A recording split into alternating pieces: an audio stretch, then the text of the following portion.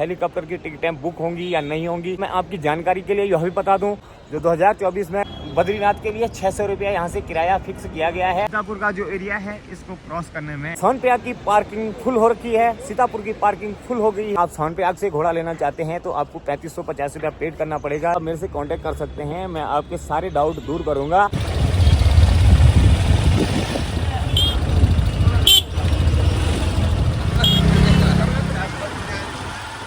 नमस्कार साथियों, मेरा नाम है राय सिंह तंदूरी। साथियों, आप सभी को उत्तराखंड के चारों धामों की और पंच केदार यात्रा 2024 की ढेर सारी शुभकामनाएं।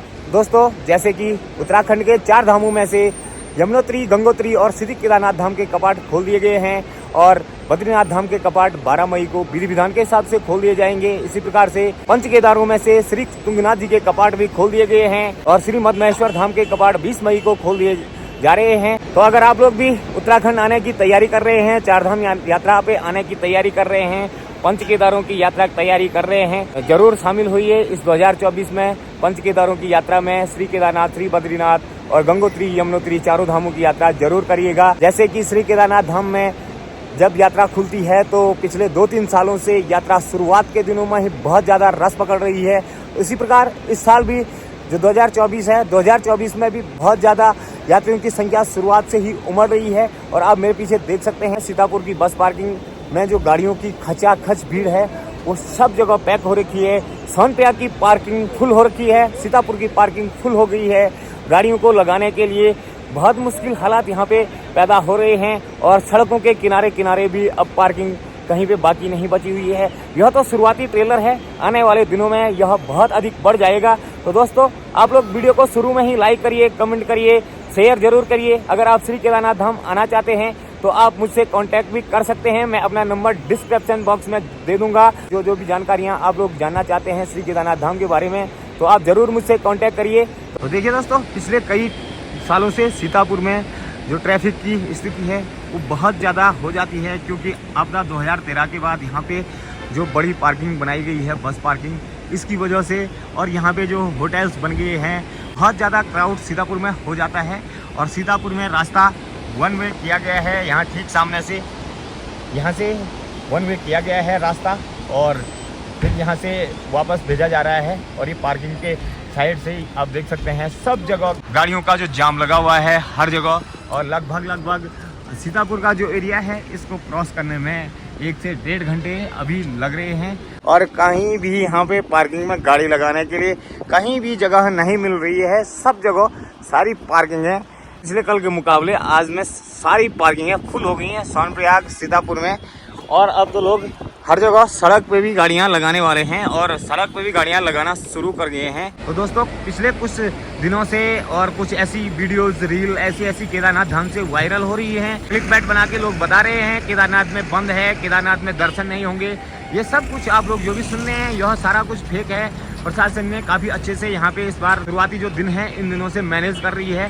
केदारनाथ धाम में भी GMVN ने अपनी सारी सेवाएं सुचारू रूप से शुरू कर दी हैं और जो हेलीकॉप्टर हैं, हेलीकॉप्टरों की उड़ानें भी सुचारू रूप से जारी हैं।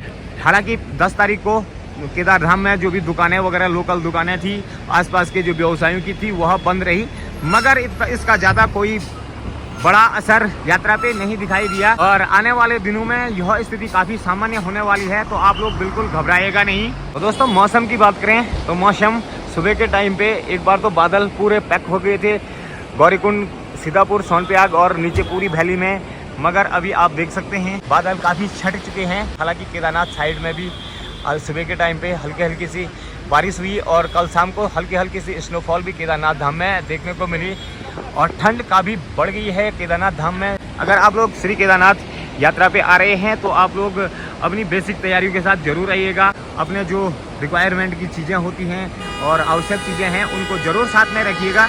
तो देखिए दोस्तों, बहुत सारे लोग ऐसा पूछ रहे हैं कि केदारनाथ धाम में बिना रजिस्ट्रेशन के जा सकते हैं या नहीं जा सकते हैं। जाने के लिए आप जा सकते हैं, मगर इस बार रजिस्ट्रेशन करवाना बहुत ज़रूरी कर दिया है और आज से जो पूरी रजिस्ट्रेशन की प्रक्रिया है उसको बहुत टाइटली से प्रशासन चेक कर रही है सोनप्रयाग में और श्री केदारनाथ धाम में भी इनको चेक किया जाएगा। तो आप लोगों के लिए बेहतर से बेहतर होगा कि आप लोग रजिस्ट्रेशन अपना ज़रूर करवाएं, क्योंकि इसमें सिक्योरिटी, सेफ्टी और साथ साथ में ये हमारी जो आइडेंटिटी होती है इसके लिए सबसे बेस्ट ऑप्शन होता है। तो आप लोग रजिस्ट्रेशन के माध्यम से ही चार धाम यात्रा पे आएँ और श्री केदारनाथ धाम आएँ। दोस्तों जैसे कि बहुत सारे लोगों की ऐसी भी डिमांडें आ रही हैं कि हेलीकॉप्टर मिलेगा, ऑफलाइन हेलीकॉप्टर की टिकटें बुक होंगी या नहीं होंगी। तो मैं आपकी जानकारी के लिए यह भी बता दूं कि इस बार जो हेलीकॉप्टर की टिकटें हैं ऑफलाइन 15 दिनों के लिए सबके लिए बंद करी हुई है और 15 दिन के बाद शायद हो सकता है इसके बारे में हेलीकॉप्टर कंपनियां कुछ सोचेंगी। इससे पहले सभी के पास जितनी भी हेलीकॉप्टर कंपनियां उड़ान भर रही हैं यहाँ पे, उन सभी के पास टिकटें पहले से ही ऑलरेडी फुल हो चुकी हैं और बीच बीच में तो मौसम ख़राब हो जाता है तो फिर वो वेटिंग में भी पड़ जाती हैं। तो इस वजह से अभी ऑफलाइन का कोई सिस्टम नहीं है। अगर आप लोगों को कोई ऑफलाइन झांसा दे रहा है तो आप लोगों के साथ फ्रॉड हो सकता है, तो आप इस चीज़ का ज़रूर ध्यान दीजिएगा। बहुत सारे लोगों की ऐसी भी डिमांड होती है केदारनाथ में गर्भगृह की पूजा, गर्भगृह में दर्शन कर सकते हैं या नहीं कर सकते हैं। तो मैं आपकी जानकारी के लिए यह भी बता दूं, केदारनाथ में गर्भगृह में जब भीड़ भड़ाका कम होता है तो तभी दर्शन किए जाते हैं। शुरुआत के दिनों में जाना मुश्किल है और स्पेशल पूजाओं का टाइम रात के 9:30 बजे के बाद होता है और जिसको कि आप केदारनाथ धाम में जाकर के मंदिर प्रशासन के काउंटर से आप स्पेशल पूजा को केदारनाथ में बुक कर सकते हैं। स्पेशल पूजा के लिए भी कोई ऑनलाइन प्लेटफॉर्म अभी नहीं तैयार किया गया है। तो दोस्तों आपकी जानकारी के लिए यह भी बता दूं, जो 2024 में घोड़े खच्चर और पालकी पिट्ठू का रेट है वो भी प्रशासन की तरफ से यहाँ पे फिक्स कर दिया गया है। गौरीकुंड से केदारनाथ का जो बेस कैंप तक घोड़े जाते हैं उनका किराया 3250 रुपये है। अगर आप सोनप्रयाग से घोड़ा लेना चाहते हैं तो आपको 3550 रुपया पेड करना पड़ेगा, जिसमें से कि 150 रुपया गवर्नमेंट का टैक्स जाता है एक घोड़े का एक टाइम पे। आप लोग घोड़े का डंडी कंडी कुछ भी आप अगर बुक करना चाहते हैं तो उसके रेट अभी आ गए हैं और आप घोड़े खच्चरों का रेट देख भी सकते हैं, पढ़ सकते हैं।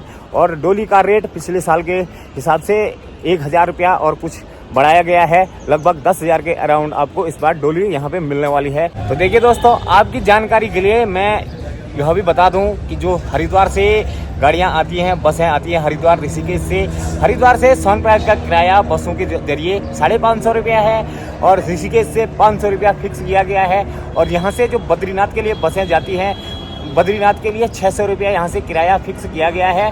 तो आप लोग किसी और डाउट में मत रहिएगा। अगर आपसे कोई ज़्यादा लेता है तो आप लोग ज़रूर बताइएगा कि ऋषिकेश से सोनप्रयाग का सीतापुर का किराया 500 रुपया बस के माध्यम से है और हरिद्वार से 550 रुपया है। जो यहाँ से बसें हरिद्वार ऋषिकेश के लिए जाती हैं वो अभी सेम किराया है। दोस्तों आपकी जानकारी के लिए एक और खुशखबरी आपको दे दूँ, इस बार केदारनाथ यात्रा मार्ग में जगह जगह पे भंडारे खोल दिए गए हैं। सीतापुर की पार्किंग में भंडारा चल रहा है, सोनप्रयाग की पार्किंग में भी भंडारा लगता है पिछले कई सालों से, और रास्तों में भी छोटी लिंचौली में भंडारा लग रहा है। केदारनाथ में भी बहुत सारे भंडारे इस बार लग रहे हैं।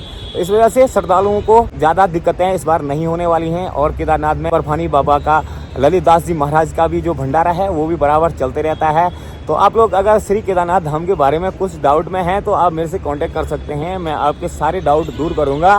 और आप इन जो फेक न्यूज़ फैलाने वाले क्लिक बाइट बना रहे हैं इन लोगों से थोड़ा दूरी बना के रखिए, क्योंकि लोग यहाँ पे आते हैं शुरुआत के 2-4 दिनों में लोग यहाँ पे आते हैं, शुरू में ऐसे वीडियोस और ऐसी रील केदारनाथ धाम में बना लेते हैं, जिससे कि यहाँ पे तीर्थ यात्रियों को काफ़ी मिसगाइड सी इन्फॉर्मेशन मिलती है। मगर मैं आप लोगों को अच्छी से अच्छी जानकारी देने की कोशिश करता हूं और आगामी 6 महीने तक बराबर श्री केदारनाथ धाम की अपडेटिंग मैं करता रहूंगा। तो आप लोगों ने अगर चैनल को अभी तक सब्सक्राइब नहीं किया है तो चैनल को जरूर सब्सक्राइब करिए, बगल पे जो बेल आइकन है उसको भी जरूर दबाइएगा। अगर आप लोग चारधाम यात्रा पे आ रहे हैं तो चारधाम यात्रा की बेहतर तैयारी करें।